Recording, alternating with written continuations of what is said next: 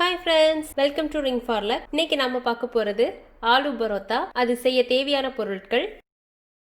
நான் இங்க வந்து கோதுமை மாவு எடுத்து கொஞ்சமா உப்பு, கொஞ்சம் எண்ணெய், தண்ணி இவ்வளவு சேர்த்து சப்பாத்தி மாவு பதத்துக்கு பிசைஞ்சு வச்சிருக்கேன். அதுக்கப்புறமா 3 பொட்டேட்டோ எடுத்து வேக வச்சு இந்த மாதிரி மசிச்சு வச்சிருக்கேன். அதுக்கப்புறமா 1 டீஸ்பூன் மிளகாய் தூள், 1 teaspoon garam masala, 1 teaspoon lemon juice, 1 teaspoon இஞ்சி பூண்டு விழுது, கொஞ்சமா மல்லி இலை, 2 பச்சை மிளகாய், ஒரு வெங்காயம், 1/4 டீஸ்பூன் மஞ்சத்தூள், தேவையான அளவு உப்பு. இவ்வளோதான். இப்போ எப்படி செய்யலாங்கிறத பார்க்கலாம். 1 டேபிள் ஸ்பூன் எண்ணெய் ஊற்றிக்கலாம். அதில் நம்ம கட் பண்ணி வச்சுருக்கிற வெங்காயம், பச்சை மிளகாய் போட்டு கொஞ்சம் லைட்டாக வெங்காயம் வதக்கிக்கலாம். வெங்காயம் கொஞ்சம் வதங்கிடுச்சு.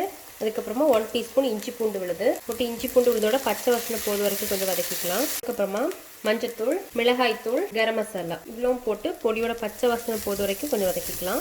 அடுத்தது நம்ம வேக வச்சு மசிச்சு வச்சுருக்கிற உருளைக்கிழங்கு இதை போட்டுட்டு நம்ம மசாலா ஓடி நல்லா மிக்ஸ் பண்ணிக்கலாம். இப்போ தேவையான அளவு உப்பு சேர்த்துக்கலாம். நல்லா மிக்ஸ் பண்ணிக்கலாம். கடைசியாக 1 டீஸ்பூன் லெமன் ஜூஸ், மல்லி இலை இவ்வளோ போட்டு நல்லா மிக்ஸ் பண்ணிவிட்டு நம்ம கேஸை ஆஃப் பண்ணிக்கலாம். இந்த போட்டுவிட்ட மசாலா நல்லா ஆறுனதுக்கு அப்புறமா நம்ம இந்த மாதிரி உருண்டை பிடிச்சி வச்சுக்கலாம்.